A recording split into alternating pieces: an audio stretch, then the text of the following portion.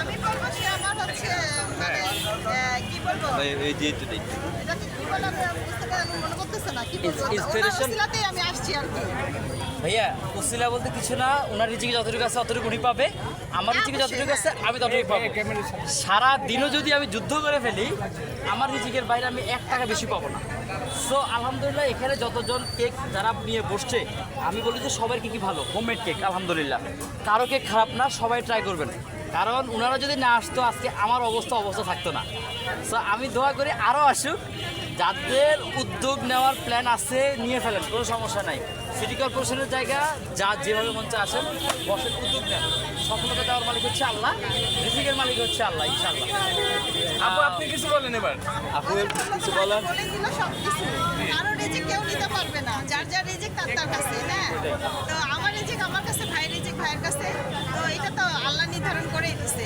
তো আমরা শুধু একটু মানে আসি এই দেখে সবাই জ্বলার কিছু নাই যে আমি কেক নিয়ে আসছি ওই আপনি কেক নিয়ে আসছি, হ্যাঁ এরকম করার সত্যি কিছু কথা নাই। বলতে আমি বারবার একটা জিনিসই বলতেছি যে ওনারা যদি সব এতজন আপনারা যদি হিসাব করেন মিনিমাম 40টা, আমি আজকে মানে একজনকে পাঠাইছি গ্রন্থে, আচ্ছা আচ্ছা উনি গ্রন্থে যে 40টার মতো হয়েছে আলহামদুলিল্লাহ। ধরেন এক একজন যদি 10টা কেক করে যদি নিয়ে আসে তাহলে 400 কেক, কিন্তু 400 কেকের চাহিদা কিন্তু তার ডাবল আছে, 800 কেকের চাহিদা আছে। কিন্তু জাকির ভাই কয়টা নিয়ে আসছে 40 বা 50টা, কথার কথা। এখন যদি ওনারা না আসতো তাহলে আমার কি অবস্থা হইতো? অবস্থা খারাপ নিয়ে সাথে জাকির ভাইয়ের সুবিধা হয়েছে। সবাই শুধু যে ওনার তা না, আমি বলবো যে যারা আসছে অনেক ধন্যবাদ, আমি ওনাদেরকে ধন্যবাদ দিই যে আসছে, কারণ ওনারা আসাতে আমার সুবিধা হয়েছে আলহামদুলিল্লাহ। আচ্ছা এখন হচ্ছে দুইজনে দুইটা উত্তর দিবেন। আপু আপনি বলবেন না ভাইয়া বলবে যে আপু ভাইরাল না আপুর কেক ভাইরাল? আমি তো জানি যে আপু ভাইরাল। আর আপু বলবেন ভাইয়া ভাই না, হচ্ছে আমি ভাইয়ার জন্য ভাইরাল হয়েছি। আসলে ভাইরাল জিনিসটা কি আমি বলি, এই যে সব চাবি গাড়ি আপনাদের কাছে, আপনারাই কিন্তু করছেন। আপনারা আমাদের হাতে কিচ্ছু নাই, আমরা শুধু কেক বানাইছি। আমরা জাস্ট আমাদের হাতে আর কিছু নাই।